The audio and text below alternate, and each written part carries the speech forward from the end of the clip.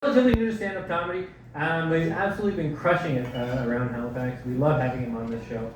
Please give it up for Abhishek, everybody.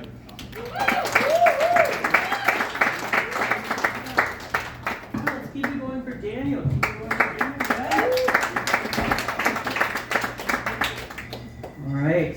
First things first. I am a foreigner, which surprises a lot of people because I speak English and I can do it very clearly. And where I come from is hot. My neighborhoods are always full of assholes. People really like to do yoga, especially pill popping moms. This place is called Bedford. Yeah, my claim to fame is I'm home for the chicken burger, guys. I am a double minority. I am brown and I am gay, so if you have a job, I will probably take it. Thank you. Don't worry.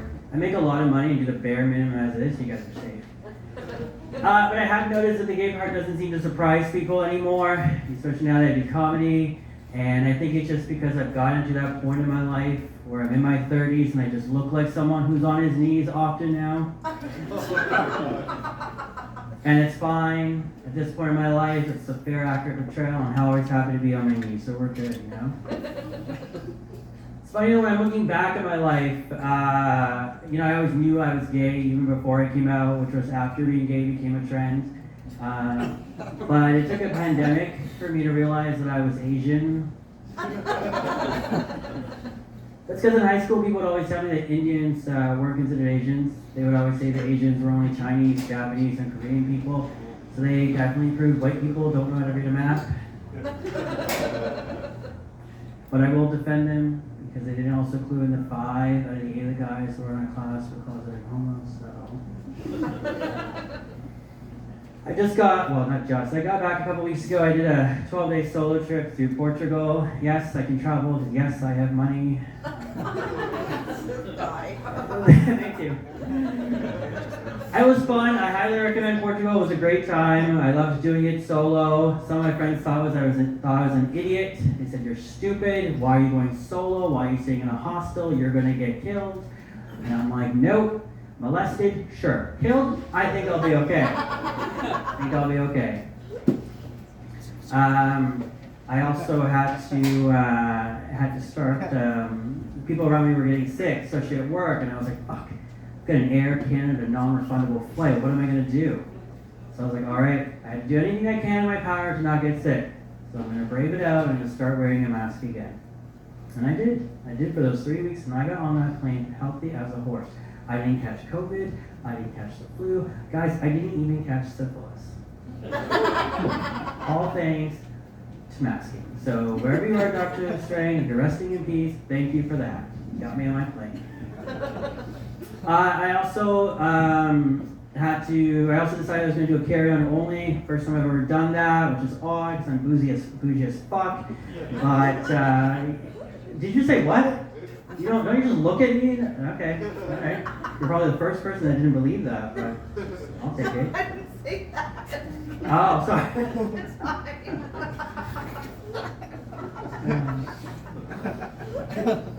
So I decided to take a carry-on only, and then I was like, well, I can't take my razor, so I'm going to have to shave for the first time in over 10 years. And you want to talk about Halloween coming early? Because that shit was scary. I looked like I was fucking 12 with a full shaven beard. I was like, no, I can't even walk into Walmart without getting ID now. Like, this is not going to happen. But I don't regret shaving it all off because I know for a fact if I showed up at airport security here in Halifax with a full-ass grown beard, there's no way they're not going to be pointing at me and saying, Bin Laden son, Bin Laden son. And it was a month early for me to use the Halloween excuse, so I knew that was going to happen, you know? I had sex with a Portuguese man. There's no joke there, I just wanted to brag.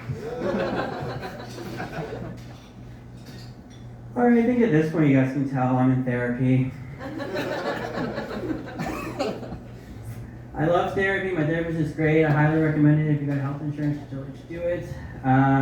It's a good time. I do enjoy it. And he asked a really interesting question when we had a recent session. He said, what would 2023 Abhishek tell his high school self? And I said, without skipping a beat, that I would tell my high school self that you should sleep with your English teacher. Wow. Because guess what? The last 3 years, I think, have shown all of us it can be really shitty, you know? We've got the pandemic, the fire, we had floods this summer as well. Life is shit.